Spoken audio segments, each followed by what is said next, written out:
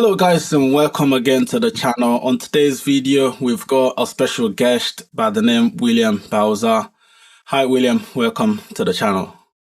Hey, what's going on, man? Thank you so much for inviting me. You're welcome. So I've got a couple of questions that we will like you to answer. Some of them are from the audience and obviously some are from myself. So Awesome. Before we start, can you tell us a little bit about yourself? Let's see. The short version is my name is William Bowser. I am the vice chair for the Audio Engineering Society and actively a voting member for the Recording Academy. I'm a mixing and recording and mastering engineer of 20 years, give or take all the professional parts in there. And for the last 5 years, it has been an amazing journey in audio, mixing records for all kinds of crazy artists. So yeah, man, it's been cool. Right. So just the next question would be, is your setup hybrid or you're working completely in the box? My setup is hybrid, but for all intents and purposes, I actually work all in the box. I will say this. Right. That question is never truly simple, because when I ask my compatriots that question, the ones that usually say, yeah, I'm all in the box, I usually go, okay, cool. So what are you using for your interface, your conversion, and your clocking? Right. Because those things actually matter. Like if you're all in the box, that's usually my next question. Okay, that's interesting. So what plugins do you use on your vocals regularly, like your vocal chain? Oh man. I don't really have a lot of secrets, but I will give you my current vocal chain right now, and hopes that this blows up for this company, because it is pretty amazing. Shout out to my friend HB the engineer over here in DC. So he definitely put me on to this one particular plugin I'm going to tell you about. So my vocal chain, my first plugin is the Joe Ciccarelli vocal channel strip from IK Multimedia. Right.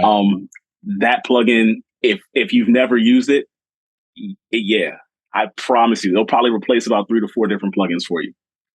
The next plugin, and this is the one that'll probably get people. It's a plugin called Knock, and it's made by this producer who basically made the plugin to be this drum and bass processing plugin. So we can all use plugins for whatever we want. On the plugin, it has this one knob that says air, and it has a vintage mode, and I forgot what the other mode was underneath it.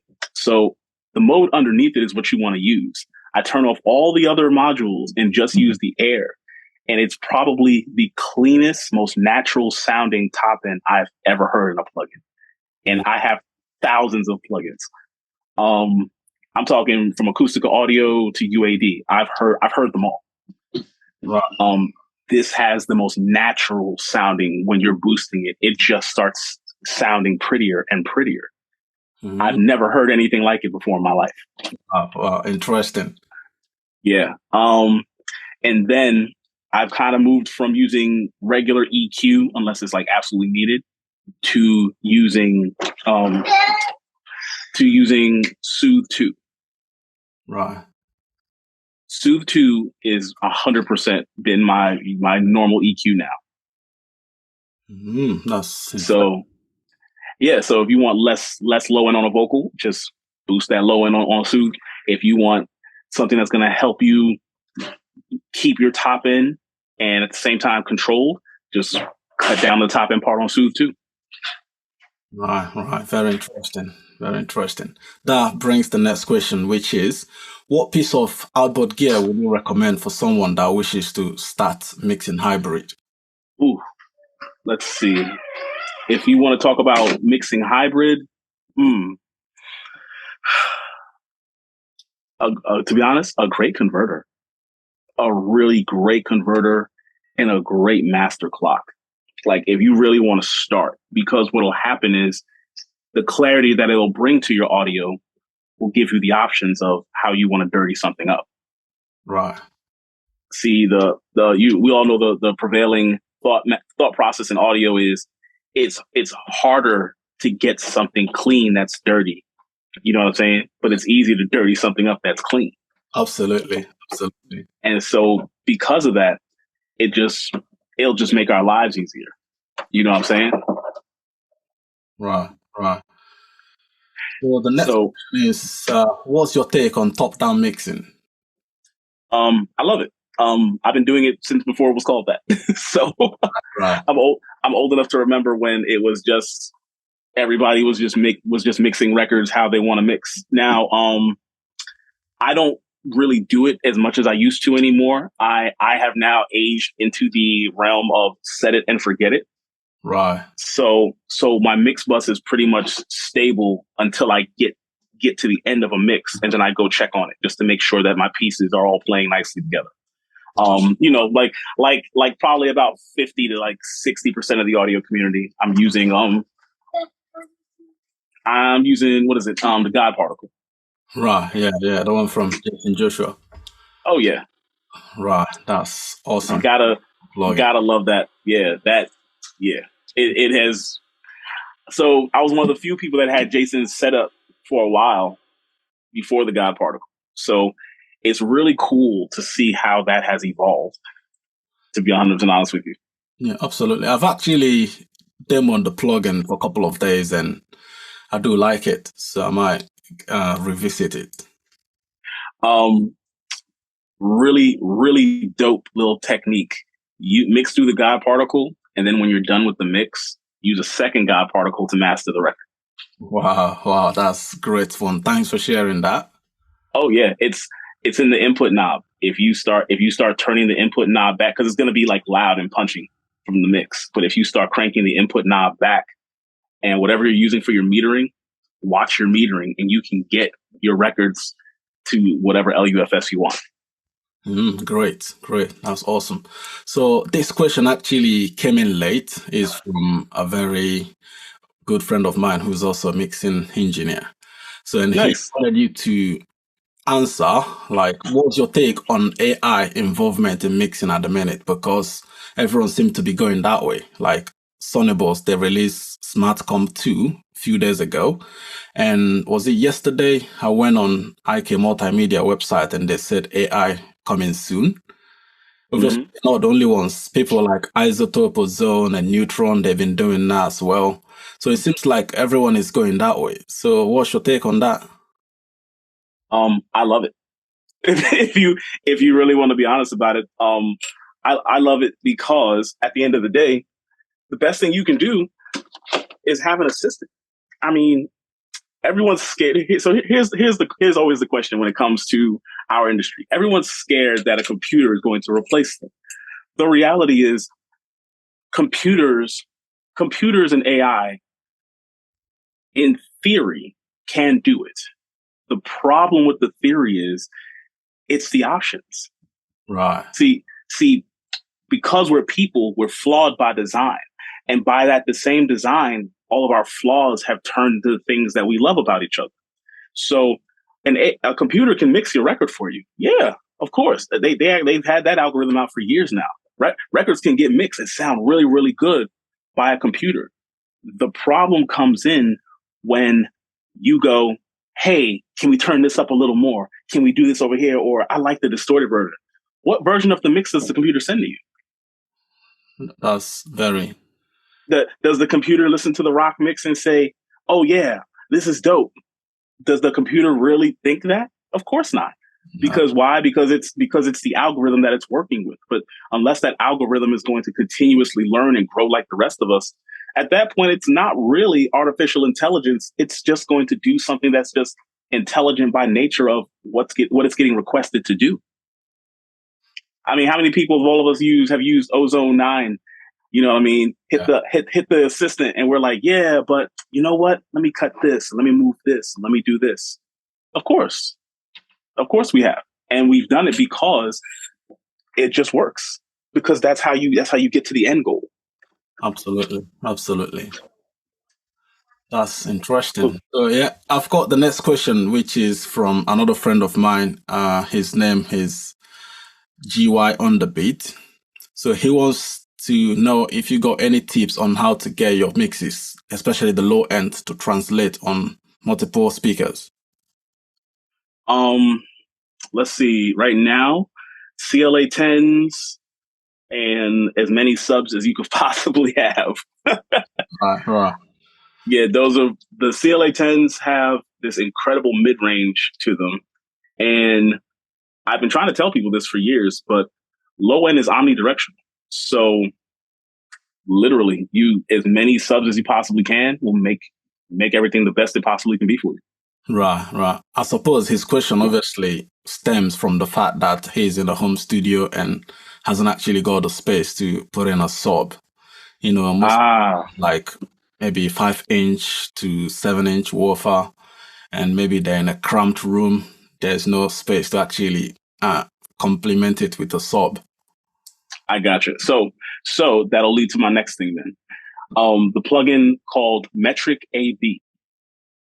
Metric AB, amazing. And then make sure that you're using reference tracks from a website that'll give you the actual wave file of the finished version of a record, not just a streaming version of it, because the streaming platforms do their own little processing. I use a website called Qobuz. So it's QOBUZ.com. I go on there and I literally buy all the reference tracks that I need. Usually they're like $1 and some change or less. Right. And yeah, I have them organized and I have a whole reference folder and organize it by genre. And yeah, I just load them into Metric AB. And when new records come out that are doing really well, I'll just go buy that record and update my list. Right. Interesting.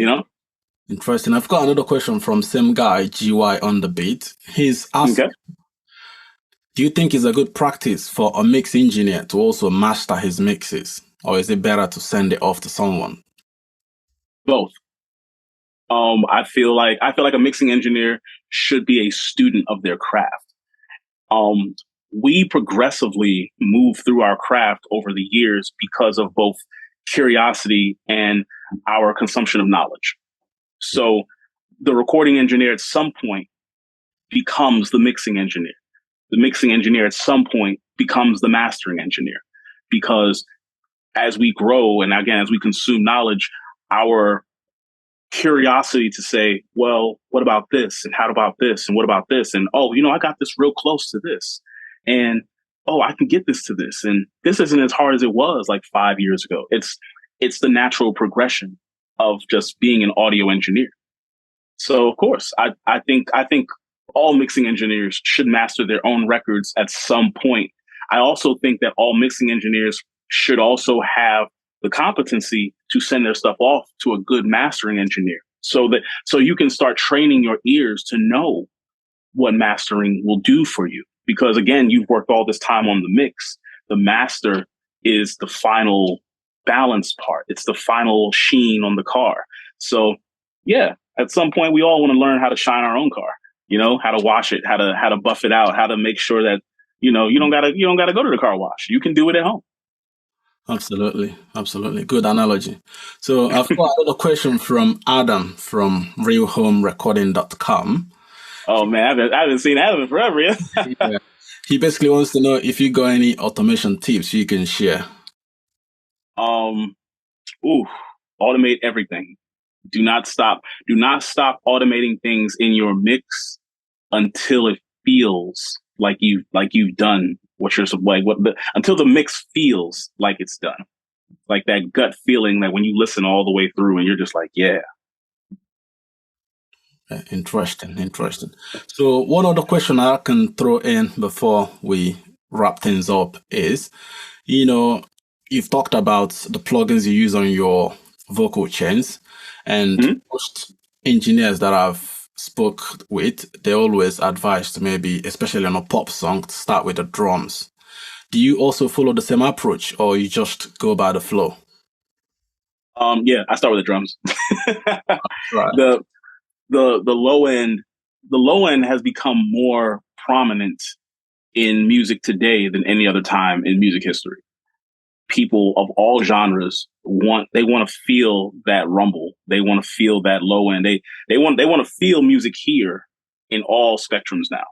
So I always start with the kick and I start with the bass, and then I get their relationship working well together. Let's see. I mean, hip hop is the prevailing sound of every genre right now. So to be honest with you, once you get the low end right, it's all pretty much the snowball effect from there. Like you can then fit your snare, your hats, open hats, your reverses, your cymbals, the melody even, you know, like there's plenty of records where the melody is probably lower than I personally would like it to be, but it doesn't matter because that rhythm section is amazing, you know? Interesting. And obviously, talking about the low end, if you have a record that's got the kick, the bass, and 808, how do you create the relationships to still retain punch? Basically, it's like it's gonna be funny. It's like a polygamous relationship. So somebody has to be the leader, and then the other two have to follow. So the important part of the record will be the leader, and the other two have to follow it. So if you have a record that is completely like it has that 808, but the 808 is playing second fiddle to a kick that's just knocking and hitting. You know what I'm saying? On that first transient, it's the kick more than the 808. Because if you solo the 808, you're just getting the boom, but the kick is doing the boom, boom. If the kick is the one doing all the work, then yeah, sidechain that 808 to the kick so that way you let them work harmoniously. But again, we're not going to pretend like the kick isn't out here just, you know, doing the work. And then you might have an electric bass that pops in and out every once in a while. So yeah, let the electric bass and the 808 play off of each other, you know, see what their relationship looks like as they just play. But if one of them is in the way of the other one just from, you know, keeping the harmony going, then yeah, sidechain it. Right. Great. That's absolutely fantastic having you on the channel. Coming in. Oh, dude, again, I can do this all day, man. This is literally like the most fun. Right. Hopefully, maybe sometime in the future, we will have you back on the channel. Oh yeah, man. Oh yeah. I remember there's a technique I was just working on actually today, and I put it on my mix bus because it just made sense. I realized a lot of mixing engineers were there. A lot of them were kind of stuck in the time period where vocals were kind of in the beat. Right. When nowadays vocals kind of sit just slightly more on top of the beat now. Yeah. I definitely highly recommend using Master Rebalance from iZotope. Great module. So it's got this, it basically will let you turn up or down vocals, drums, and bass. Right. And so what I'll do is I'll keep it on the master bus and get to the end of a mix. And when I'm kind of going through and getting all my stuff straight, if I feel like if the vocal is too far back, I'll just turn that up like 1 dB, bam, done. Or even like 0.5 or 0.8. Instant in your face. It keeps the core vocal sound that I want, and it doesn't touch anything else. Right, absolutely. That's very interesting secret that you shared there. I feel like I'll just give one. Thanks so much. Thanks. Much appreciated. Nah, cool. Not a problem at all, man. I'll probably let you go now so you can continue with all you got planned for today. Thanks for coming once more. Not a problem, man. Again, any other questions or anything, man? Or if you just want to ever hang out and do anything, just let me know, man. Absolutely. I'll be in touch. Absolutely. Awesome, yo. Thanks. Much appreciated. Oliver, you're very welcome, man.